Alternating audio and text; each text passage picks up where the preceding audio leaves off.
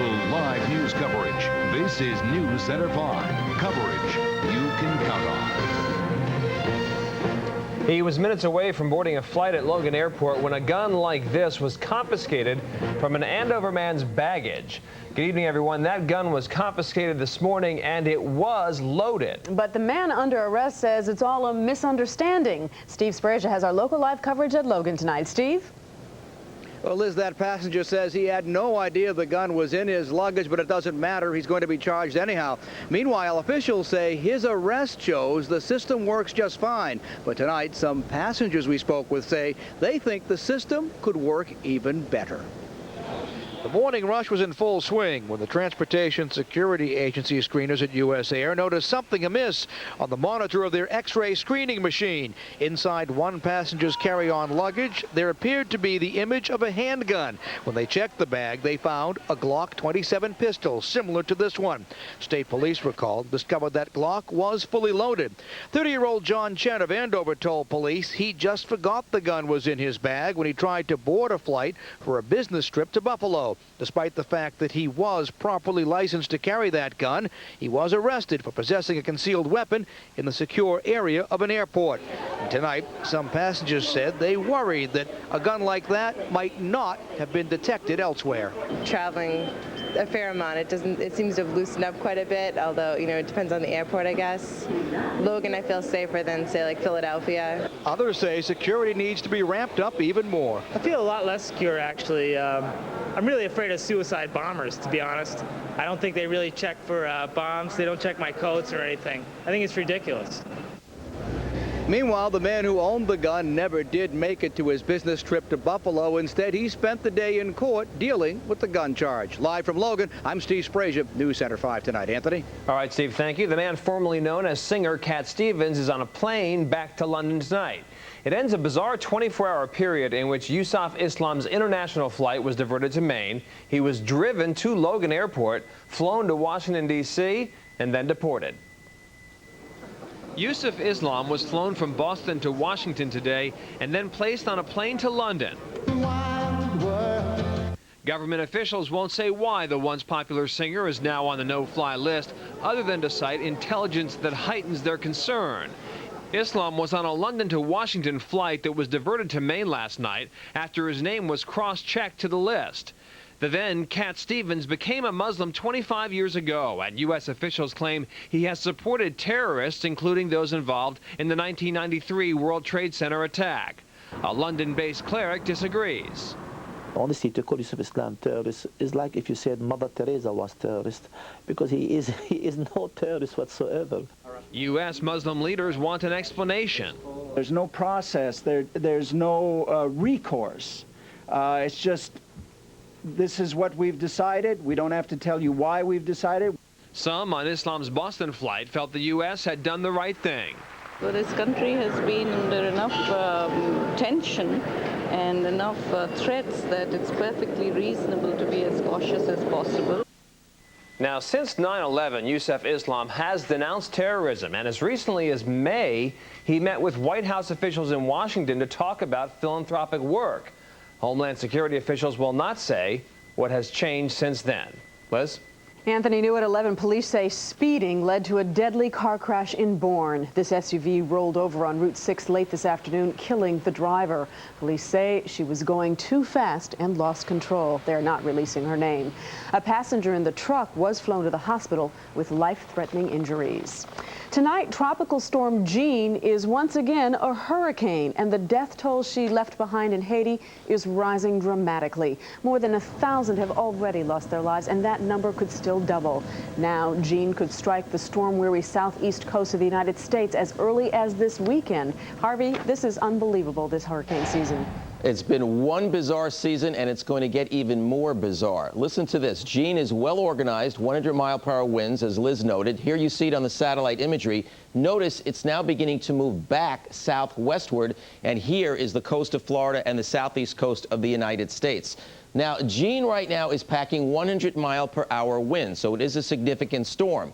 And this is fascinating. You look at the track, it's doing a loop on out and now coming back, and the future track looks like it's going to take it close to the Florida coast during this weekend and then toward the southeast coast. Close enough that there's still quite a bit of concern. Now, this is the cone, which shows a lot of uncertainty as to whether it stays offshore or comes inland. But Florida and the southeast U.S. is definitely in jeopardy. And by the weekend, this yellow area would indicate tropical storm force winds, with the other color showing the hurricane force winds, orange, close to the Florida coast. So there's a lot to watch with Jean. It could have some implications to our weather further down the road. And believe it or not, Ivan is back and is a tropical storm again. Details on that and our local weather in a little while. Liz and Anthony?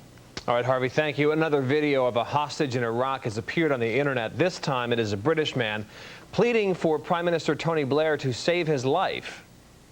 I'm here in Iraq, and I think this is possibly my last chance to speak to somebody who will listen. 62-year-old Ken Bigley is one of 3 hostages taken by militants claiming to be loyal to terrorist Abu Musab al-Zarqawi. The other 2, Americans Eugene Armstrong and Jack Hensley, were beheaded earlier this week. Interim Prime Minister Ayad Alawi says his country will not give in to the hostage takers who are demanding that some Iraqi prisoners be released. Alawi is in Washington, D.C. He met with President Bush Tuesday, and tomorrow he will address both houses of Congress. John Kerry says re-electing President Bush could lead to another draft. The Democratic nominee called it a, quote, possibility at a stop in Florida today. The war on terror has put a strain on the military, the reserves, and the National Guard. But Pentagon officials have said they do not think a draft will be necessary. The Kerry camp is scrapping ads in 4 key states, Arizona, Arkansas, Louisiana, and Missouri. His campaign advisors say he isn't doing well enough there to justify the cost. Investigators on the North Shore want to know who killed a dog that was pulled from the ocean, muzzled, hog-tied, and wrapped in a burlap sack. I don't really see a reason for it. There are shelters where people can bring an animal that they can no longer keep or no longer want. There's veterinarians where they could drop it off. You know, I can no longer care for it, it's sick, whatever. There's other alternatives besides letting it go and have a cruel and inhumane death. The remains of the male golden retriever washed up on a beach near the Lynn-Nahant line. Anyone with information is asked to call the MSPCA or Nahant police. The grandparents of Andrew Grant are making a plea for anyone who might have seen the autistic teenager to come forward. The 15-year-old wandered away from his home sometime after he went to bed on Monday night. This is the 3rd time in a month that Andrew has disappeared. And police are still on the lookout for a man who tried to abduct a woman near the Chestnut Hill T station. This is a sketch of the suspect. Police say he tried to pull a 25-year-old woman into his truck Monday morning while she was walking to the T. The woman was not hurt. Police say the suspect drove off in a black, older model pickup truck.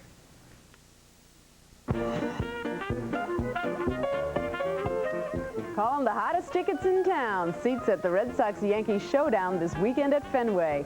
But season ticket holders are being warned to scalp those tickets and you'll strike out in the postseason. NewsCenter 5's Mary Saladna is live outside the park with more. Hi, Mary. Hey, Liz, as you know, scalping as a controversy isn't new, but the Red Sox organization cracking down to the point of penalizing season ticket holders is. And fan reaction about that is mixed. It's hands down the hottest ticket in town. A night at Fenway Park, especially as the postseason approaches and every game matters. Some fans will pay anything for a seat. What's the most you ever paid for a ticket? Not too much, probably about $100 or so. $100 for a bleacher seat against the Yankees, I'd say. What was face value of that? Face value probably $15, $16. That's well worth it, though. But what about $1,000 for a ticket? They're going for as much for this weekend's Red Sox-Yankees games. It's expensive enough to try to bring your family to a game here. Still, other fans say there's a place for scalpers. You get the ability to go in and grab the tickets on the spot. If you don't have tickets and you want to do a last-minute thing, you can go in and get tickets. It's great. But the Red Sox brass doesn't like the practice, so while the Boston police are going after the middleman, the ball club is targeting the source, season ticket holders. If they're found to be reselling their ticket for profit on some of the internet sites or even out on the street for that matter, at a minimum, there's going to be some penalty regarding their playoff ticket availability. That's right. No postseason tickets, maybe even their regular season tickets revoked. And that has some fans crying foul. The season ticket holders obviously pay a lot of money for their tickets. And what they do with their tickets, it's my opinion that it's really up to them. And if they want to sell them to friends or sell them to someone else, I think that's their prerogative. Now, regardless what fans think, the Sox say they will trace scalp tickets back to the original ticket holder and decide punishment on a case-by-case basis. By the way, the Sox and the O's still tied up going into the 12th inning. A lot of activity, a lot of tension here tonight at Fenway Park. Live at the ballpark, I'm Mary Salatin, News Center 5. Listen, Anthony, back to you. All right, Mary, thanks very much. With weather in the 70s, it's kind of tough to think about sending holiday packages, but the clock is ticking if they're going overseas. The post office says packages bound for the Middle East should be mailed by October 21st to get there by Christmas. Packages to troops stationed overseas should be sent by November 13th and must include their full name, military branch, unit, and military zip code. And a last-minute donation has saved the midnight fireworks show for New Year's Eve in Boston. A budget crisis had first night organizers saying they'd have to cancel the fireworks, but this morning, a Canton businessman came forward personally donating $50,000. Frank Ward is the retired CEO of Sylvania. Leaders say if they don't get more sponsors, though, this could be Boston's last first night celebration. Well, we've all seen these pictures many, many times. Governor Schwarzenegger loves his cigars, but tonight he's actually getting burned over a smoking controversy.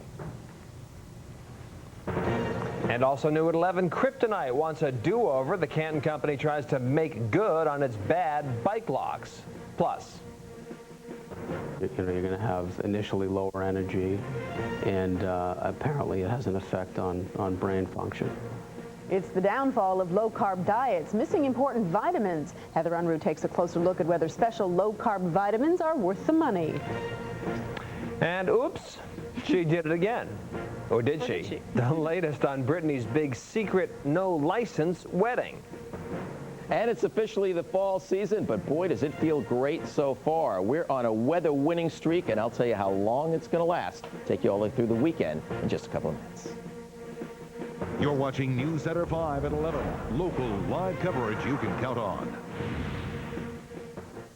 This is the truck that caught my eye. This is the truck that sets me free. I got a deal. A year-end steal. This is the Toyota for me. You could save up to $4,000 on Tundra with 60-month 0% financing, and that includes Tundra Double Cab. Or choose Tacoma, and you could save up to $2,000 with 60-month 1.9% financing. Hurry, Toyota's year-end clearance ends September 30th. Don't miss your clearance deal. See your New England Toyota dealer now. This is the Toyota for me.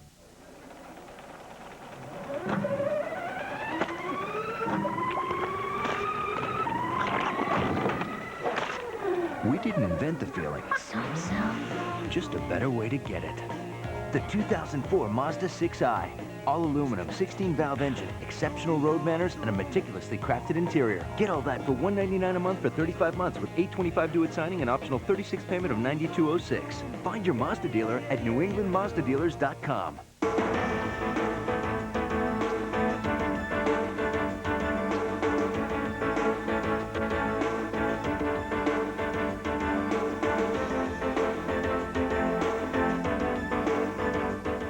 One of my best friends in 6th grade was blind. She really was an inspiring person to be around. That's what the Start Something program is all about, to inspire others. She taught me how to read Braille, and I learned about leader dogs, dogs that are going to become someone's eyes for them. So I decided I was going to go and raise as much money as I could for them. It's so much fun to help out others and make an impact, even when I'm still, only 15. And it's pretty cool to see that. This is me. This is what I love to do, and no matter what I'm doing, I'm making a difference. It's amazing what can happen.